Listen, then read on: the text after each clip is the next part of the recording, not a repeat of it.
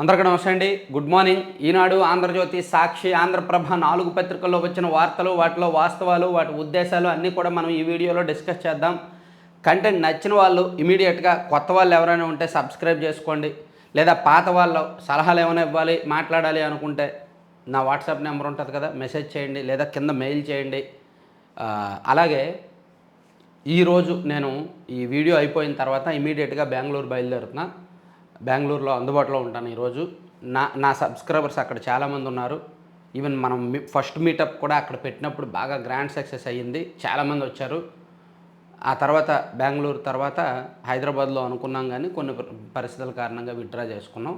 So Bengaluru, Hyderabad, Vizag ఈ 3 ప్రాంతాలు కూడా మన ఛానల్కి వెన్నెముక. అంటే మ్యాక్సిమం సబ్స్క్రైబర్స్ ఆ ప్రాంతాల నుంచి ఉన్నారు. మన రాష్ట్రం నుంచి వెళ్ళిన వాళ్ళు, హైదరాబాద్, బెంగళూరులో స్థిరపడిన వాళ్ళు మ్యాక్సిమం సబ్స్క్రైబర్స్. నా ఛానల్ మొదటి 1000 మంది సబ్స్క్రైబర్స్లో 50% ఈ ప్రాంతాల నుంచే ఉన్నారనమాట. అందుకే నేను ఏ కార్యక్రమం ప్రారంభించినా అటువైపు నుంచే ప్రారంభిస్తాను. సో ఈరోజు మన స్టార్టప్, మన మొబైల్ యాప్ ఉంది కదా, దాని గురించి కొంతమంది మాట్లాడదామంటే పెద్దోళ్ళు బెంగళూరు, అందుకే వెళ్తున్నాను. సో మీకు ఎవరికైనా కలవాలని ఇంట్రెస్ట్ ఉంటే నాకు మెసేజ్ చేయండి. నా వాట్సాప్ నెంబర్ చాలామంది దగ్గర ఉండే ఉంటుంది. లేదా కలవాలని ఇంట్రెస్ట్ ఉన్న వాళ్ళు కింద డిస్క్రిప్షన్లో నా మెయిల్ ఐడి ఉంటుంది, మెయిల్ ఐడికైనా మెయిల్ చేయండి. నా అడ్రస్ పెడతాను, వచ్చి కలుద్దురు. కానీ ఎవరైనా సరే, నేను ఈరోజు 12 గంటల తర్వాత నుంచి ఈరోజు సాయంత్రము, నైటు, రేపు మధ్యాహ్నం వరకు కూడా బెంగళూరులోనే అందుబాటులో ఉంటాను. ఎవరైనా సరే రావచ్చు, ఎవరైనా సరే కలవచ్చు. ఈవెన్ శత్రువులైనా, నా కంటెంట్ నచ్చని వాళ్ళైనా సరే రండి, కలవండి. నన్ను ఏమైనా అడగాలంటే అడగండి, టైం ఉన్నప్పుడు. సో నా శ్రేయోభిలాషులు, వెల్విషర్స్ ఎక్కువ మంది ఉన్నారు కాబట్టి ఎవరైనా మీ టైం చూసుకొని వస్తానంటే రండి. తర్వాత ఈరోజు బ్యానర్ వార్తలు రెండండి. ఒకటి, కేరళలోని వైనాడు జిల్లాలో కొండ చర్యలు విరిగిపడ్డాయి. సాధారణంగా మనం కూడా కొండ చర్యలు విరిగిపడ్డాయి అనే వార్తలు వింటాం. మన రాష్ట్రంలో అక్కడక్కడ చెదురుమదురుగా జరుగుతుంటాయి. అప్పుడు ఇంత భారీ ప్రళయం జరగదు, ఇంత భారీ ప్రాణ నష్టం జరగదు. అడపదడప చిన్న చిన్నవి జరుగుతాయి. కానీ చరిత్రలో ఎన్నడూ లేని విధంగా కేరళలోని వైనాడు జిల్లాలో సోమవారం అర్ధరాత్రి వేళ కొండ చర్యలు విరిగిపడి ఆ బండరాళ్ళు ఊర్ల మీద పడి ఊళ్ళు నాశనం అయిపోయాయి, శ్మశానాలుగా మారిపోయాయి. గంటల వ్యవధిలో చాలా దారుణం జరిగిందనమాట. చూడండి, కొండ చర్యలు ఎంత స్పీడ్గా పడ్డాయంటే ఆ బండరాళ్ళ తాకిడికి ఇంకా అర్ధరాత్రి వేళ ఎవరూ వెళ్ళలేరు. అదే డే టైం అనుకోండి, ఆ సౌండ్కి ఇమీడియట్గా లేచి వెళ్ళిపోతారు. ఆ ఊళ్ళకు దూరంగా పరిగెట్టైనా ప్రాణాలను చేతిలో పట్టుకొని వెళ్ళిపోతారు. కానీ అర్ధరాత్రి టైంలో కాబట్టి వాళ్ళు వెళ్ళడానికి కూడా టైం లేదు. ఇదిగోండి ఎంత దారుణం. కేరళలోని వైనాడు జిల్లాలో భారీ వర్షాలకు కొండ చర్యలు విరిగిపడడంతో ఓ గ్రామంలో ధ్వంసమైన ఇల్లు, కొట్టుకొచ్చిన బండరాళ్ళు. చూసారా, కొండ మీద ఎక్కడో ఉండాల్సిన బండరాళ్ళు దొర్లుకుంటూ ఊళ్ళ మీదకి వచ్చాయి. చాలా దారుణం జరిగింది. ఊళ్ళను మింగిన కొండ చర్యలు విరిగిపడి 123 మంది మృతి, 128 మంది గాయాలు, 98 మంది ఆచూకీ గల్లంతు. బురదలో కూరుకుపోయిన 100 మంది. భారీ వర్షాలకు వైనాడు జిల్లా అతలాకుతలం, ఇల్లు, వంతెనలు ధ్వంసం. ప్రకృతి ప్రకోపిస్తే, వాన చెనుకు విలయం సృష్టిస్తే, కొండలు అమాంతం కదిలిస్తే, కట్టుకున్న ఇళ్లను ఉన్నపలంగా కబలిస్తే, ఇలాంటి ఊహ మదిలో మెదిలితేనే గుండె జల్లుమంటుంది. అక్కడ మాత్రం రాత్రికి రాత్రే ఇవన్నీ జరిగాయి. అప్పటి వరకు నిశ్చింతగా ఉన్న పశ్చిమ కనువులు ప్రళయనాదం చేసాయి. చుట్టూ చీకటి కమ్మిన వేళ కొండలు విరిగి పల్లెలపై పడ్డాయి. ఇల్లు, వాకిలి, చెట్టు, పుట్ట అన్న తేడా లేకుండా అన్నింటినీ ఊడ్చుకుంటూ వెళ్ళాయి. వందల ప్రాణాలను మట్టిలో కలిపేశాయి. నిమిషాల వ్యవధిలో ఊళ్ళను మరుభూముల్లా మార్చేశాయి. కేరళ రాష్ట్రం వైనాడులో సోమవారం అర్ధరాత్రి తర్వాత జరిగిన విధ్వంసం ఇది. ఎంత దారుణం చూసారా, చరిత్రలో ఎన్నడూ కూడా ఇంత దారుణం జరగల. సో నిన్న అంటే ఇదొకటి బ్యానర్ వార్త, మనందరం చెప్పుకోవాల్సిన వార్త. అలాగే ఒలింపిక్స్లో మనకి 2వ కాంస్య పథకం వచ్చింది. 2వ కాంస్య పథకం కూడా మను భాకర్. మొదటి కాంస్య పథకం 10 మీటర్స్ రైఫిల్ షూటింగ్లో మను భాకర్కి వచ్చింది కదా. సో ఇప్పుడు 2వ కాంస్యం జోడీ, వాళ్ళిద్దరు డబుల్స్లో ఆడారనమాట. సరబ్జోత్ అండ్ మను భాకర్, వాళ్ళ జోడీకి కాంస్య పథకం వచ్చింది. ఈ రెండే ఈరోజు అన్ని పేపర్లో కూడా బ్యానర్ వార్తలు. ఇదిగోండి, ప్రకృతి ప్రకోపం, వైనాడులో విలయం, 123 మంది జల సమాధి. శిథిలాల కింద మరో 1000 మంది, 600 మంది వలస కార్మికుల ఆచూకీ గల్లంతు, 4 గంటల వ్యవధిలో 3 సార్లు విరిగిపడ్డ కొండ చెరువులు, కొట్టుకుపోయిన రోడ్లు, బ్రిడ్జిలు, రంగంలోకి వైమానిక నౌకాదళాలు అని చెప్పి చాలా దారుణం. హృదయ విదారకం. చెట్ల పొదల్లో పసికందులు, కనిపించే చేయి ఎవరిదో, బురద ఊబిలో కనిపించిన శరీరాలు ఎన్నో. బురద, బయటకు వెళ్ళలేని పరిస్థితి, చుట్టూ వర్షపు నీరు, వరద నీరు, బురద. ఆ టైంలో కొండలు, మొక్కలు, బండరాళ్ళు ఊళ్ళ మీద పడుతుంటే ఎక్కడికైనా వెళ్ళగలరు? అర్ధరాత్రి వేళ ఎక్కడికైనా వెళ్ళగలరు. అందుకే లొంగిపోయారు, ఉండిపోయారు. చేతులు కాళ్ళు తెగి ఎక్కడెక్కడ పడ్డాయో తెలియదంట. సో దాంతోపాటు ఒలింపిక్స్లో భారత్కు 2వ పథకము, మను సర్బ్జ్యోతి కాంస్యం, అదొకటి రాశారు. సో ఆంధ్రజ్యోతి ఇక్కడ ఏమైనా రాశారా? మను చరిత్ర లిఖించింది అని సాక్షిలో కూడా అదే బ్యానర్ వార్త. తర్వాత ముంచెత్తిన మృత్యువు, నడి రాత్రి వేళ కేరళలో జలప్రలయం, విరిగిపడ్డ కొండ చర్యలు అని సాక్షిలో కూడా అదే హైలైట్ చేశారు. తర్వాత అద్వితీయ మను, యువ షూటర్ మను బాకర్ ఖాతాలో 2వ పథకం. ఎయిర్ పిస్టల్ మిక్స్డ్ డబుల్స్లో సర్బ్జ్యోతితో కలిసి కాంస్యం.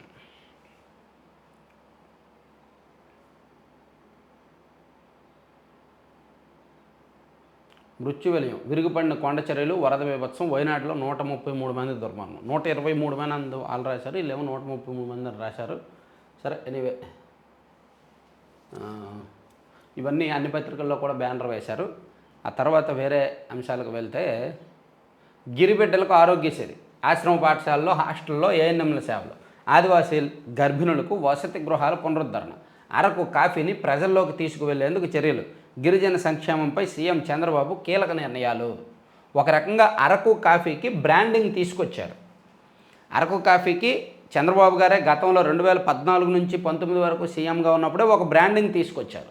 మీకు ఎక్కడికక్కడ స్టాల్స్ కనిపిస్తాయి, అరకు కాఫీ, కుంభకోణం కాఫీ అని కనిపిస్తుంటాయి కదా, అది అప్పుడు వచ్చిన బ్రాండే, అప్పటి నుంచే వచ్చాయి ఫ్రాంచైజీలన్నీ. సో ఇప్పుడు ఇంకా దాన్ని విస్తృతంగా ప్రమోట్ చేయడానికి చంద్రబాబు గారు ప్రయత్నం చేస్తున్నారు కేంద్రంతో కలిపి. అలాగే గిరిజన ప్రాంతాల్లో, ఆశ్రమ పాఠశాలలో, హాస్టల్లో కూడా ఏఎన్ఎంల సేవలు, అలాగే అక్కడ గర్భిణులకు, అంటే డోలేల సంస్కృతి ఉండకూడదు. గిరిజన ప్రాంతాలు డెవలప్ చేయాలంటే ఎన్నో చేయొచ్చు. వాళ్ళకి కనీసం మౌలిక సదుపాయాలు, తాగడానికి సరిగ్గా నీరు ఉండదు, సరిగ్గా రోడ్లు ఉండవు. వాళ్ళ ఊళ్ళ నుంచి సాధారణ జనావాసాల్లోకి వెళ్ళడానికి రోడ్లు కూడా ఉండవు. మొత్తం ఏ కొండల్లోనో, అడవుల్లోనో, కోనల్లోనో ఉంటారు. వాళ్ళకి పర్మనెంట్ రోడ్డు సౌకర్యం ఒకటి వేస్తే చాలు, ఆ డోలే పట్టుకొని బయటకు రావాల్సిన పరిస్థితి ఉండదన్నమాట. అది చేస్తే చాలు, ప్రభుత్వాలు సక్సెస్ అయినట్టే.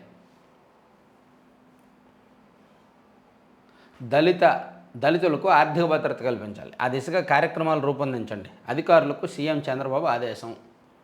ఓకే, 1.30 లక్షల కోట్లతో vote on account budget governor ordinance ఆర్డినెన్స్. రాష్ట్ర ప్రభుత్వం రాబోయే 4 నెలలకు 1,30,000 కోట్ల అంచనా వ్యయంతో ఓటాన్ అకౌంట్ బడ్జెట్కు ఆర్డినెన్స్ జారీ చేస్తోంది. ఈ మేరకు రాష్ట్ర మంత్రిమండలి మంగళవారం ఆన్లైన్లో తీర్మానాన్ని ఆమోదించిందంటండి. ఓహో, ఈ 4 నెలల కోసం అప్పటికప్పుడు అర్జెంటుగా ఆమోదిస్తున్నారు బడ్జెట్ని. అసెంబ్లీలో ప్రవేశపెట్టలేదు బడ్జెట్ని, అప్పటికప్పుడు చేస్తున్నారు. తర్వాత త్వరలో కానిస్టేబుల్ నియామకాలు, వైకాపా హయాంలో అర్ధంతరంగా ఆగిపోయిన వైనం. నియామక ప్రక్రియ పునరుద్ధరణకు న్యాయ నిపుణుల అభిప్రాయం తీసుకోనున్న ఎన్డీఏ ప్రభుత్వం. ఆగస్టు నెలాఖరులోగా షెడ్యూల్ ఖరారుకు అవకాశం. వైకాపా హయాంలో ప్రకటనలకే పరిమితమై ఆరంభంలోనే అర్ధంతరంగా ఆగిపోయిన కానిస్టేబుల్ పోస్టుల నియామక ప్రక్రియను సాధ్యమైనంత త్వరగా చేపట్టేందుకు ఈ ప్రభుత్వం కసరత్తు మొదలుపెట్టింది. సో మళ్ళీ ఎగ్జామ్ పెడతారా, షెడ్యూలు మొదటి నుంచి ఇస్తారా, లేదా ఈ కొత్త ప్రభుత్వం ఒక క్లారిటీ ఇవ్వాల్సి ఉంది. అయితే ప్రక్రియ మొదలైంది కాబట్టి క్లారిటీ రావడానికి కూడా ఒక 2-3 డేస్ టైం పట్టే అవకాశం ఉంది. దాదాపుగా 10 లక్షల మంది వెయిట్ చేస్తున్నారు ఈ కానిస్టేబుల్ నియామకాల విషయంలో. ప్రభుత్వం ఏ నిర్ణయం తీసుకుంటుందా అని దాదాపుగా 10 లక్షల మంది వెయిట్ చేస్తున్నారు రాష్ట్ర వ్యాప్తంగా. 2 అమ్మలున్న అనాథాయ్యవమ్మ, విధిరాత తండ్రులను దూరం చేసింది. పేదరికం కన్నతల్లి పేగుబంధాన్ని తెంచింది. పెంచిన తల్లి ప్రేమను మసకబార్చింది. చిన్నారిని శిశుగృహకు చేర్చింది. ఇదేదో మానవీయ కోణంలో ఉన్న స్టోరీ అన్నమాట. అది మహబూబ్ నగర్లోని శిశుగృహం. మంగళవారం మధ్యాహ్నం స్థానిక అధికారి చెంకలో ఓ 11 నెలల చిన్నారి గొక్కపట్టి ఏడుస్తోంది. ఆమెకు 2 తల్లులు, పైగా వారిద్దరూ అక్కడే ఉన్నారు. ఒకరు 9 మాసాలు మోసి జన్మనిచ్చారు, మరొకరు అల్లారు ముద్దుగా పెంచుకున్నారు. అయినా ఆ బిడ్డ అనాథగా మారింది, శిశుగృహకు చేరింది. ఇది ఓ శిశువు హృదయ విదారక కథ. తెలంగాణలోని మహబూబ్ నగర్కు చెందిన లింగం రేణుక దంపతులకు రోజు కూలీ జీవనాధారం. వారికి 2 కుమార్తెలు. ఆమె మూడోసారి గర్భం దాల్చిన తర్వాత 4 నెలలకే భర్త లింగం అనారోగ్యంతో మృతి చెందారు. ఊబిలో కూరుకుపోతున్న మనిషిపై రాళ్లు పడినట్టుగా తయారైంది ఆమె పరిస్థితి. బంధువుల సాయంతో ఎలాగోలా జీవనం సాగించింది. 11 నెలల కిందట ఆమె మహబూబ్ నగర్ ప్రభుత్వ ఆసుపత్రిలో పండంటి ఆడబిడ్డకు జన్మనిచ్చింది. 3 ఆడపిల్లలను ఎలా పంచాలో అర్థమవ్వక అల్లాడింది. అప్పుడే హన్వాడ మండలం కొత్తపేటకు చెందిన చెన్నయ్య మణెమ్మ దంపతులు అదే ఆసుపత్రిలో బంధువులను కలిసేందుకు వచ్చారు. రేణుక పరిస్థితిని తెలుసుకున్న ఆ దంపతులు హృదయం ద్రవించింది. సంతానం లేని తమకు దేవుడే కూతుర్ని ప్రసాదించాడేమోనంటూ ముద్దులకే బిడ్డను హక్కును చేర్చుకున్నారు. జెస్సికా అని పేరు పెట్టుకున్నారు. మేస్త్రి పనిచేసే చెన్నయ్య ప్రతి నెల కూతురు పుట్టిన తేదీని కేక్ కోసి పండగలా చేసేవారు. కూతురు ఆనందమే తన ఆనందంగా మలుచుకున్న చెన్నయ్య 4 నెలల క్రితం గుండెపోటుతో మరణించారు. మొత్తం చదువుదాం. అది హ్యూమన్ యాంగిల్లో కొంచెం హృదయ విదారకంగా ఉంది కదా, సో అదొకసారి ఏంటో చూద్దాం. ఇదిగోండి, ప్రాణాలు వదిలేరు గుండెపోటుతో. ఈ అనూహ్య ఘటనతో జెస్సికాను చెంకనెత్తుకొని మణెమ్మ జడ్చర్ల మండలం ఉదాండాపూర్లోని తన పుట్టింటికి చేరింది. ఇళ్లలో పాచి పనులకు కుదిరింది. తల్లిదండ్రులేమో వృద్ధులు. పసిబిడ్డ పాలకు వారానికి 600 అవుతోంది. దీంతో మణెమ్మ విధిలేని పరిస్థితిలో జెస్సికాను జడ్చర్ల పాత బజార్లో ఉంటున్న సొంత చెల్లి రేణుకకు అప్పగించేందుకు వెళ్ళింది. అప్పటికే 2 కూతుళ్లను పోషించలేకపోతున్నానని 3వ బిడ్డను కూడా సాకడం తన వల్ల కాదని రేణుక నిస్సహాయత వ్యక్తం చేసింది. చివరికి గుండె దిట్టువు చేసుకున్న 2 తల్లులు మహిళా శిశు సంక్షేమ అధికారులు శరణు కోరారు. తమ బిడ్డకు మీరైనా 3 పూటలా పాలు తాగించండి వేడుకున్నారు. నిస్సహాయంగా తమ గుండెలో మరో భాగాన్ని అధికారులకు అప్పగించేసి వెనుతిరిగారు. చూసారా, 2 తల్లులు ఉన్నా సరే విధి విక్రించిందనమాట. ఆ పసిబిడ్డను చివరికి అనాథగా మార్చేసి శిశుగృహానికి చేర్చింది. ఇలా ఎన్నో జీవితాలు. అన్నీ ఉన్న వాళ్ళకి ఏదో ఒక సమస్య ఉంటుంది, ఏమీ లేని వాళ్ళకి ఏదో ఒక సమస్య ఉంటుంది. చూసారా, అన్నీ ఉన్న వాళ్ళకి కూడా ఏదో ఒక సమస్య ఉంటుంది. ఫలానిది లేదు అనుకోవడానికి లేదు. అన్నీ ఉన్న వాళ్ళకు కూడా ఏదో ఒక సమస్య ఉంటుంది.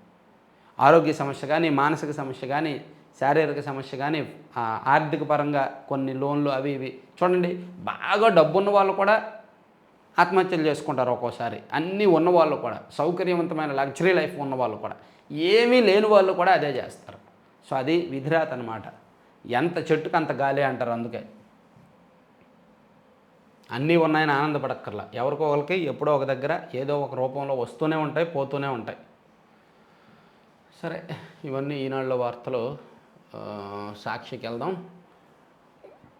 ఆరోగ్యశ్రీ ఆపేస్తాం, 15లోగా పెండింగ్ బిల్లులు చెల్లించకుంటే సేవలు నిలిపివేస్తాం. ప్రభుత్వానికి ఏపీ స్పెషాలిటీ హాస్పిటల్స్ అసోసియేషన్ లేఖ. ఈ వార్త సాక్షిలో మొదటి పేజీలో వచ్చింది. ఒకే ఒక్క మాట నేను అడగాలనుకుంటున్నా. గత 5 సంవత్సరాల్లో ఇదే ఆంధ్రప్రదేశ్ స్పెషాలిటీ హాస్పిటల్స్ ఒక 7-8 సార్లు మేము ఆరోగ్యశ్రీని ఆపేస్తాం, మీరు మాకు బిల్లులు ఇవ్వట్లేదని ఎన్నిసార్లు ప్రభుత్వానికి లేఖలు రాశాయి? అప్పుడు ఒక్కసారైనా సాక్షిలో వార్త వచ్చిందా? రాలా. కానీ ఇప్పుడు వచ్చింది. ఎందుకంటే ఈ ప్రభుత్వం వచ్చింది కదా అని.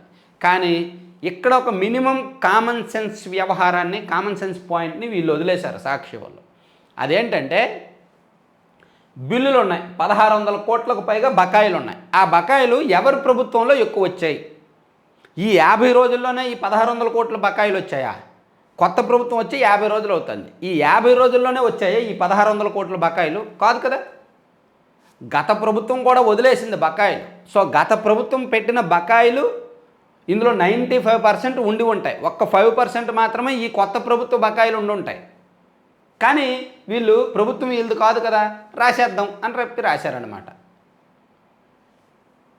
ఆరోగ్యశ్రీ బిల్లులు ప్రభుత్వాలు లేటు చేస్తుండడం మొదటి నుంచి వస్తోంది. హాస్పిటల్స్ అన్నీ ప్రభుత్వాలకు లేఖలు రాయడం మొదటి నుంచి వస్తోంది.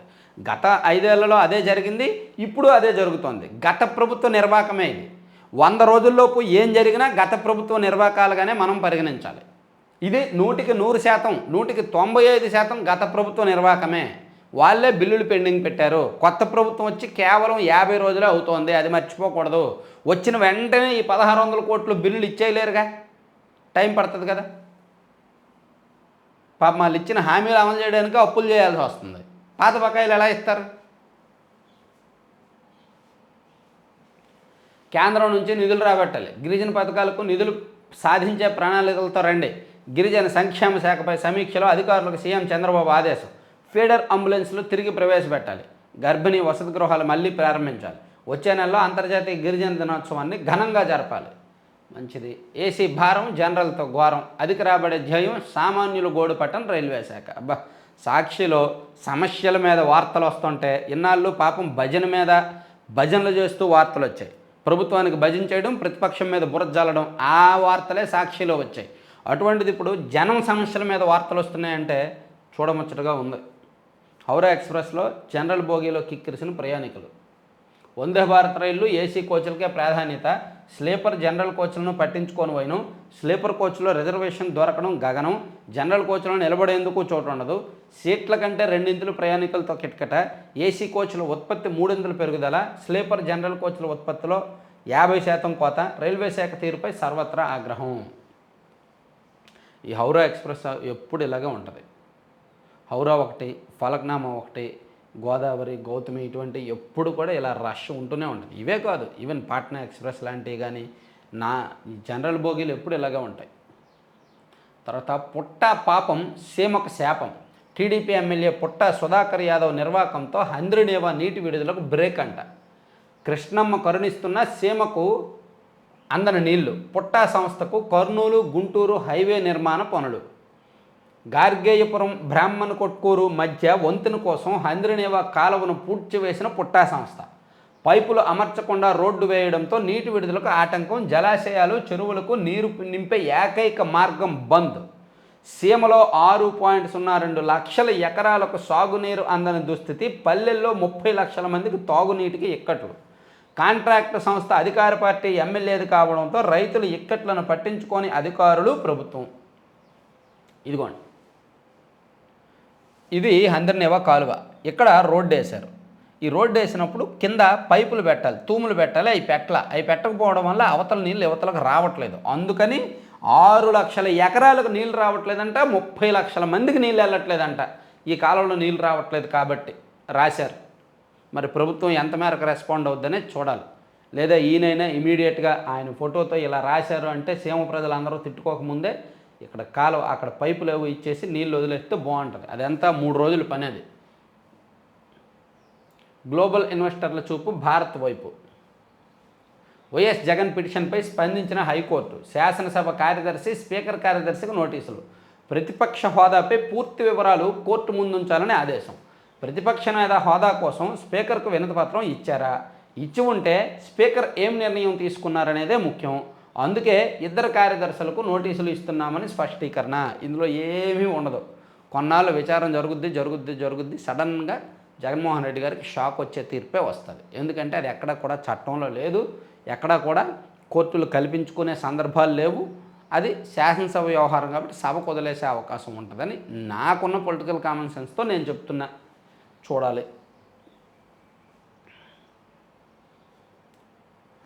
4 నెలల ఓటాన్ అకౌంట్ బడ్జెట్కు నేడు ఆర్డినెన్స్. ఆన్లైన్లో ఆమోదం తెలిపిన మంత్రులు, గవర్నర్కు పంపిన సర్కారు. ఆమోదించగానే ఆర్డినెన్స్ జారీ. అంతకుముందు అసెంబ్లీ, మండలి ప్రోరోగు సమావేశాలు జరిగినా పూర్తి బడ్జెట్ పెట్టకుండా ప్రభుత్వం ఎగనాము. బడ్జెట్ పెడితే డొల్లతనం బయటపడుతుందని భయం. హామీల అమలును ఎగ్గొట్టేందుకు ఆర్డినెన్స్ ఎత్తుగడ. హామీల అమలు ఎగ్గొట్టడానికి ఆర్డినెన్స్కి సంబంధం ఏముంది? శిలక ఏదో రాస్తాం కానీ హామీలు అమలు చేయడానికే బడ్జెట్ తెస్తున్నారేమో అనుకోవచ్చుగా. 4 నెలల ఓటాన్ అకౌంట్, నేడు బడ్జెట్ కేంద్రం నుంచి. ఓకే, 1న ఉదయం 6 గంటల నుంచే పెన్షన్ల పంపిణీ. మంచిది. అప్పుల ద్వారా సంపద సృష్టి. 35 రోజుల్లో 12,000 కోట్ల అప్పు చేసిన చంద్రబాబు సర్కారు. మంగళవారం 7.34% వడ్డీతో 3,000 కోట్ల అప్పు. సెక్యూరిటీల వేలం ద్వారా రుణాన్ని సమీకరించిన ఆర్బీఐ. ఇదండి. 25/6/2024 2,000 కోట్ల అప్పు చేశారు. 2/7/2024 5,000 కోట్ల అప్పు చేశారు. 16/7/2024 2,000 కోట్ల అప్పు చేశారు. 30/7/2024 ఇంకో 3,000 కోట్ల అప్పు చేశారు. మొత్తం మీద కొత్త ప్రభుత్వం వచ్చిన తర్వాత ఆర్బీఐలో బాండ్ల వేలం ద్వారా 12,000 కోట్లు అప్పు చేశారనమాట.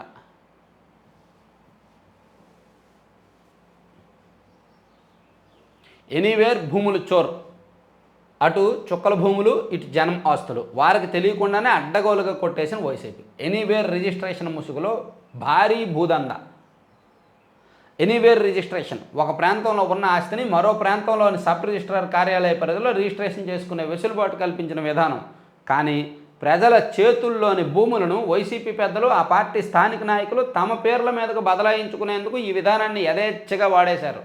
నిషేధ జాబితాలో ప్రభుత్వ భూములు, అసైన్డ్ భూములను, దేవాదాయ భూములనే గత ప్రభుత్వ పెద్దలు లాగేసుకున్నారని అనుకున్నారు. కానీ జనం భూములు, ఆస్తులు సైతం ఎనీవేర్ ముసుగులో కొల్లగొట్టారని ఇప్పుడిప్పుడే బయటకు వస్తుందంట. నాడు 8 నెలల్లో 2 లక్షల డాక్యుమెంట్లు రిజిస్ట్రేషన్ అంట. 8 నెలల్లోనే 2 లక్షల డాక్యుమెంట్ రిజిస్ట్రేషన్లు జరిగాయి. ఇవన్నీ జనం భూములే. చంద్రబాబు హయాంలో ఎనీవేర్ ఏర్పాటు, ఒకచోట భూమికి మరో చోట రిజిస్ట్రేషన్కి వీలు, అభ్యంతరాలు వెల్లడికి నాడు 48 గంటల సమయం. ఆ టైం గంటకు తగ్గించి ఎనీవేర్కు జగన్ తూట్లు. ఎక్కడైనా అభ్యంతరాలు ఉంటే 48 గంటలు టైం ఇచ్చింది గత ప్రభుత్వం, చంద్రబాబు గారి ప్రభుత్వం. కానీ ఆ తర్వాత వచ్చిన జగన్మోహన్ రెడ్డి గారి ప్రభుత్వం 48 గంటలు కాదు, 1 గంటే చాలు. ఏమండి, ఎక్కడైనా నా భూమి ఎక్కడో వేరే వాళ్ళు రిజిస్టర్ చేసుకుంటే నాకు గంటలో ఎలా తెలుస్తుందండి? నేను ఎలా అబ్జెక్షన్ పెడతాను? గంటలో 30 రోజులన్నా సరిపోదు.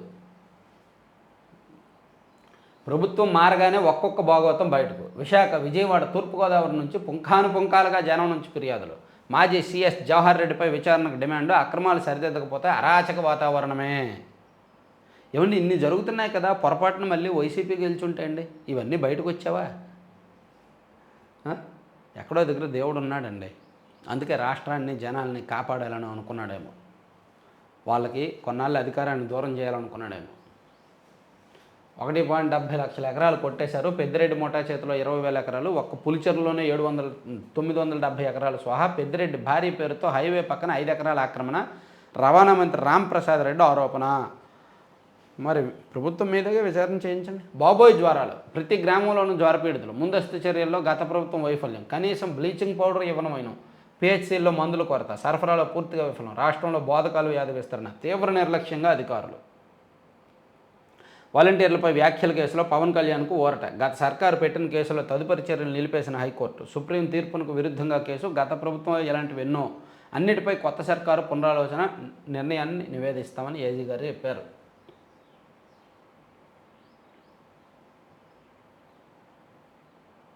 ఇవన్నీ ఆంధ్రజ్యోతి. తర్వాత ఆంధ్రప్రభకి వెళ్తే